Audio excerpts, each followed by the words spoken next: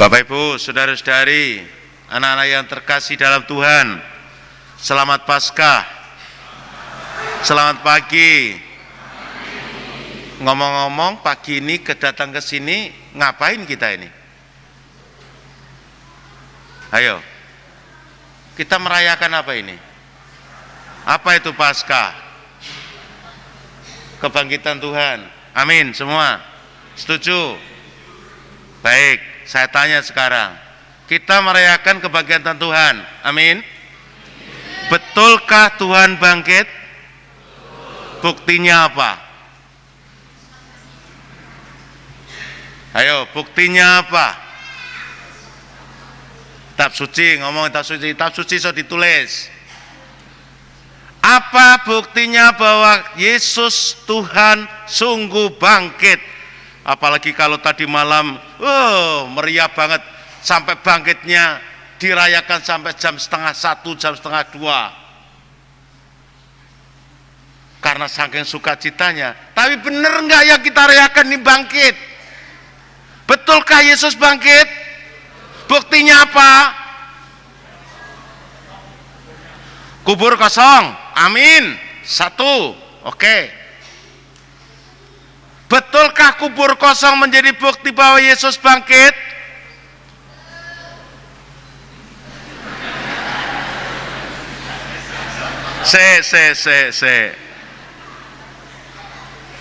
Saya tanya, penjenengan kalau ditanya, sudah jajan atau belum? Belum. Buktinya apa? Kantongku sudah kosong. Betul, kantong kosong karena bukti sebagai bukti telah jajan? Belum tentu. Kantong kosong bisa duitnya dibuang. Ora mungkin.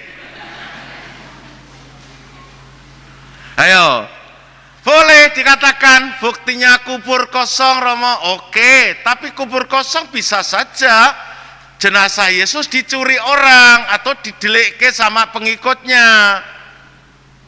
Nah, telepon Pak Yanto, masih ada tanggapan?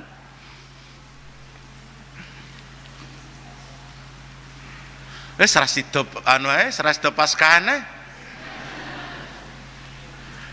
Bapak Ibu Saudara yang terkasih, memang banyak yang bisa didebatkan. Kebangkitan Tuhan sampai hari ini masih menjadi perdebatan. Maka banyak komunitas yang tidak percaya bahwa Yesus itu bangkit. Tapi biar saja orang yang nggak percaya, itu bukan urusan kita, ya kan?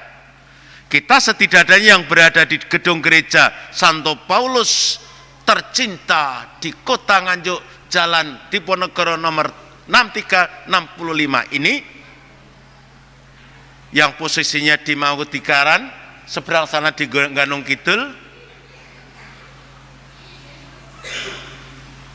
Jadi Bapak Ibu kalau parkir di sana itu di Gunung Kidul. Kalau di sini di Mangun. Kita ini hebat. Paroki kita ini hebat. Berada di 2 kelurahan, bayangkan. Di 2 kelurahan, di 2 RT, di 2 RW, ya toh? Di 2 apa lagi? 2 suasana. Lagi anginnya Gunung Kidul, lagi sepakat dengan anginnya Mangkunegaran atau tidak? Kalau bersepakat baru bersatu, terus semua sampah berada di depan pasuran, itu biasanya gitu. Makam kosong bisa saja menjadi indikasi bahwa Yesus bangkit, tetapi itu tidaklah menjadi mutlak.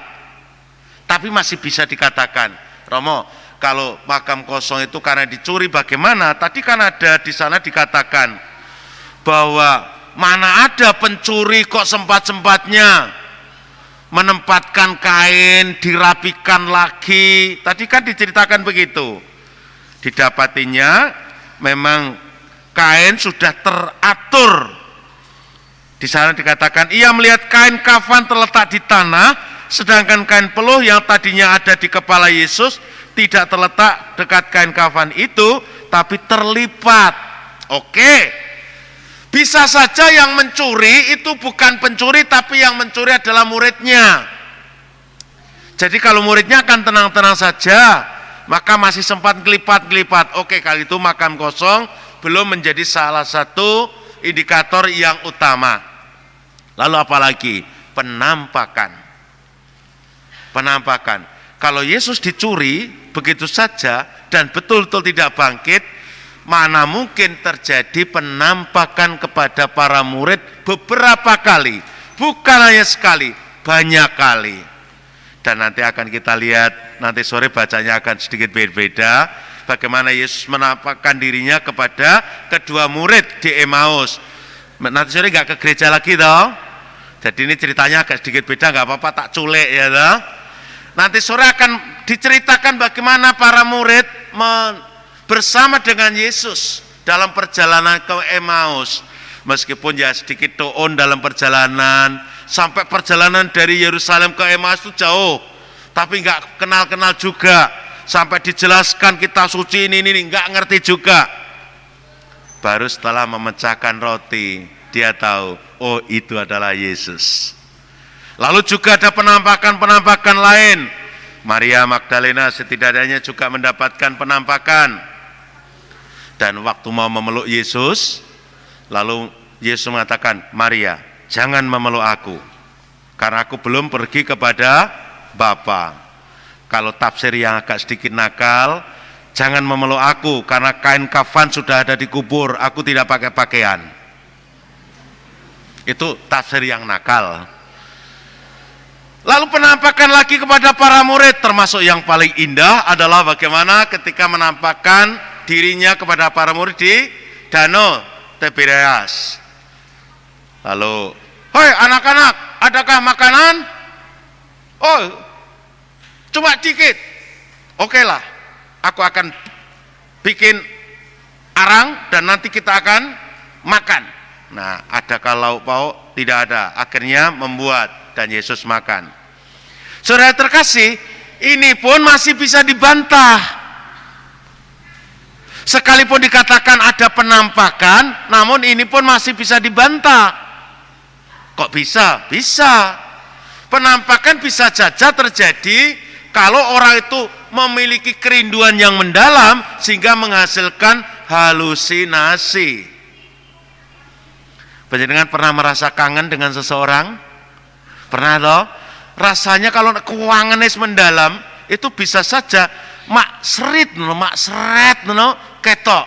Weh, kok aku roh kaya roh bapakku ya? Aku kok kaya roh mbokku ya? Aku kok kaya roh biungku ya? Dan lain sebagainya. Maka penampakan pun masih bisa dikatakan itu bisa saja tindakan-tindakan sikap kerinduan dari komunitas awali yang merindukan gurunya, Tuhannya bangkit. Lalu yang benar terus gimana? Makam kosong salah, penampakan Tuhan salah. Lalu yang betul bagaimana? Yang berikutnya bukan yang lain tidak betul, tapi minimal pertama menjadi indikator, kedua juga menjadi indikator, masih harus diperdalam kembali. Yang tidak bisa terbantahkan adalah semangat. Perubahan yang terjadi dalam diri para murid. Habislah gelap, terbitlah terang. Kata siapa nak? Kataku gitu loh. Oke, aku mengutip apa yang dikatakan oleh Raden Ajeng Kartini.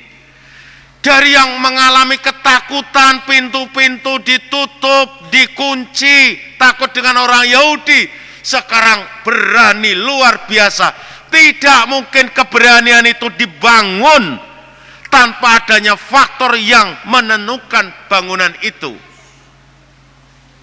Bahkan luar biasa, setidaknya Petrus menyampaikan kepada pimpinan-pimpinan orang Yahudi waktu itu, saudara-saudaraku, Yesus dari Nazaret yang kau salibkan itu sekarang bangkit. Dalam hal ini aku adalah saksinya.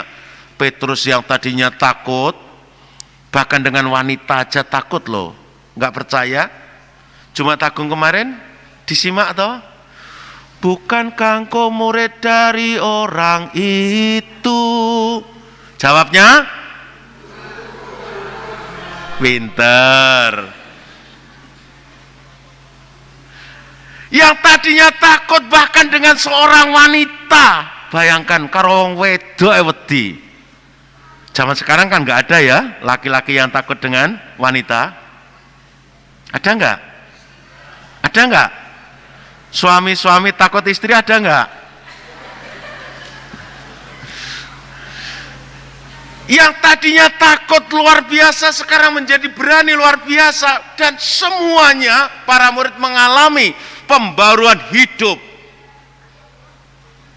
Nah, berikutnya yang tidak kalah penting sebenarnya mau saya katakan, apa buktinya bahwa Yesus bangkit dari antara orang mati? Tuhan bangkit, Tuhan sungguh bangkit, buktinya adalah kita semua yang ada di sini. Amin. Jadi tidak mungkin Yesus itu tidak bangkit. Kalau Yesus tidak bangkit, maka tidak akan ada pagi ini yang berkumpul di sini. Itulah sebenarnya komunitas Kristen, komunitas pengikut Kristus menjadi bukti dalam sejarah yang tak terbantahkan bahwa Kristus bukanlah pribadi yang hanya mengajar, yang hanya membuat mukjizat, yang mengalami derita dan salib, tetapi Kristus adalah yang membangkitkan dirinya dan sekaligus membangkitkan komunitas beriman yang bisa juga kita alami sampai di kota Nganjuk ini. Jadi kalau Yesus tidak bangkit, udahlah, nggak ada orang yang pakai ulos ada di sini. Kue nyileh po nyewa nduk.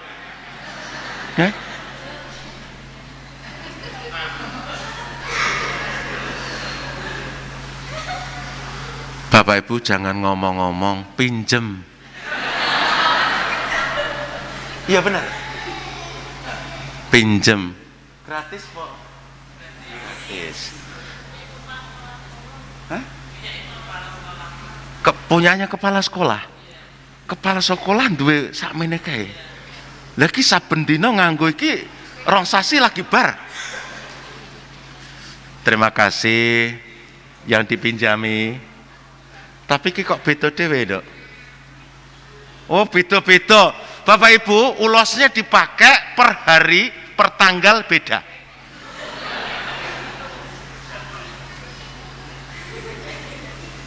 Enggak bercanda, nanti pulang langsung dibuang itu nanti, jangan. Teko ngendi khotbahku nganti lali. Wis bare? Lah lupa loh. Saya tak eleng-elenge. Pak Pri, sampai mana tadi? Kalau Yesus tidak bangkit, maka tidak ada komunitas di Nganjuk. Amin. Jadi kalau ditanya, betulkah Yesus bangkit? Betul. Buktinya apa? Aku ada di. Maka dari itu Bapak Ibu Saudara kita kasih, kebangkitan Kristus itu bukan hanya sekedar upacara liturgis. Wis tone upacara liturgis gak main blas. Gak ada gunanya. Karena apa? Karena pulang dari gereja selesai. Kebangkitan Kristus harus punya makna dalam hati kita masing-masing. Membangkitkan hati kita, membangkitkan semangat kita untuk terus-menerus memiliki kehidupan yang terus-menerus diperbarui. Dan nanti sore memang salah satu bentuk pembaruan itu terus-menerus akan dihayati ketika kita bersatu dengan Yesus dalam Ekaristi. Inilah misteri kebangkitan Tuhan, tidak punya makna apa-apa bagi kita kalau tidak membangkitkan kehidupan kita masing-masing. Semoga kebangkitan Kristus yang kita rayakan bukan sekedar sebuah upacara ritual, tetapi kebangkitan Kristus sungguh-sungguh dapat kita alami, kita rasakan, kita bagikan satu sama lain, agar orang lain juga memiliki kehidupan kembali, semangat yang baru yang kita gali dari kesatuan kita dengan Yesus yang sudah bangkit dari mati. Berkat Allah menyertai perjuangan kita.